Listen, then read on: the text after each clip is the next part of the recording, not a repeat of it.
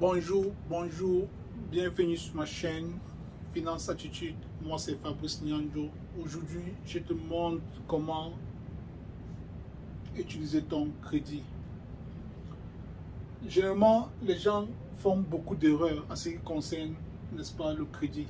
Alors que le crédit est, n'est-ce pas, est un levier bancaire qui nous permet, n'est-ce pas, d'avancer plus rapidement dans la gestion de nos finances. Je prends un exemple.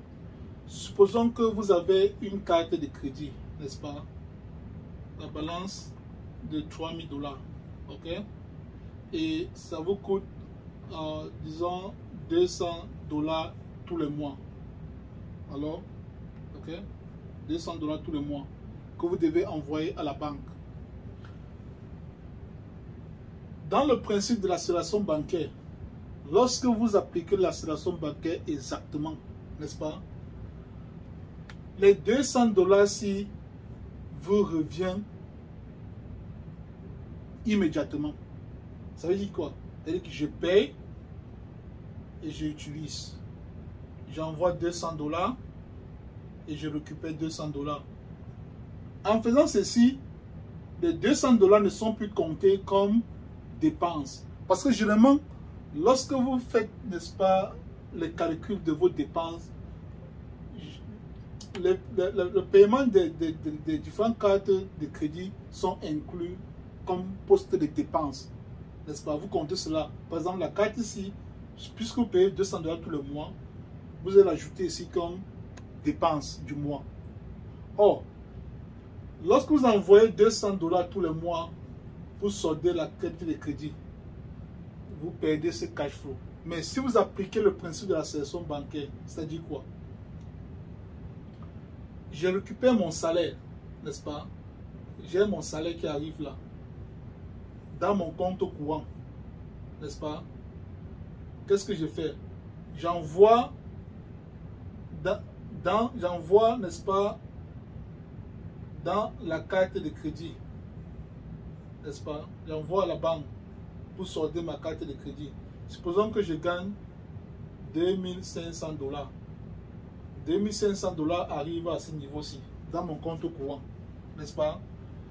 Toutes les factures que je peux payer en utilisant ma carte de crédit, n'est-ce pas? Supposons que les dépenses totales de la maison, c'est de 1000 $, ok? Et que je paie en dehors du loyer, qui est 400 $. Le reste, je peux payer avec ma carte de crédit de 600 $.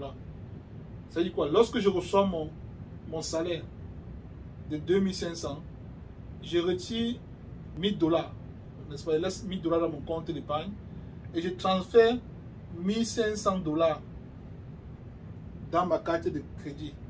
Qu'est-ce qui va se passer à ce niveau-ci? Lorsque je fais cela, je satisfais le paiement du mois de 200 $. Ok? Donc, du coup, ça compte comme un paiement. Et à l'instant T, je vais utiliser la carte de crédit pour continuer à acheter, à payer les différentes factures. Par exemple, la facture du téléphone, les courses de la maison, dans les supermarchés, je vais utiliser la carte de crédit. Donc, je suis en train de récupérer au fur et à mesure les 1500 $ que j'ai mis au cours du mois. Vous voyez? Et entre-temps, les 200 $ que je devais payer tous les mois comme dépenses, comme, n'est-ce pas, les frais de la carte de crédit, n'est-ce pas, l'intérêt que la banque me charge pour la carte de crédit tous les mois, je ne paye plus. Donc, je ne compte plus ça comme, ça fait partie de mes dépenses, de mes charges. Pourquoi? Parce que je mets là dans ma carte de crédit, j'utilise. Je mets, j'utilise. Ça, c'est la puissance de l'accélération bancaire. Voilà la technique. Désormais, ne faites plus cette erreur-là. Utilisez bien votre carte de crédit. Dès que tu as ton salaire, la portion des différentes factures dont tu peux payer à partir de ta carte de crédit, tu laisses le cas dans ton compte de courant et le reste, tu envoies dans ta carte de crédit principale pour satisfaire d'abord le paiement du mois de la carte de crédit là. Et ensuite, tu utilises, n'est-ce pas, la carte de crédit pour payer les factures que tu peux payer avec ta carte de crédit. Et si, au fur et à mesure, par exemple, ta facture de téléphone, d'électricité, de l'eau, les achats de la maison, les coûts de la maison du mois. C'est ça la puissance de l'association bancaire. Aujourd'hui, on vient de voir comment utiliser bien son crédit pour maximiser. Et lorsque vous vous comportez ainsi, la banque va vous appeler et augmenter la ligne de crédit, n'est-ce pas?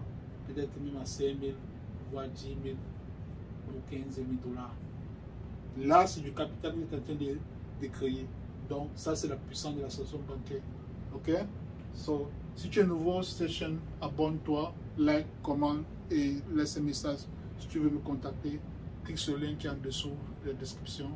Là, tu prends l'espace rendez-vous avec moi et on pourra analyser ton cas, développer des stratégies pour t'aider à accumuler, n'est-ce pas, du capital et payer ta dette le plus rapidement possible sans toutefois perdre ton cash flow.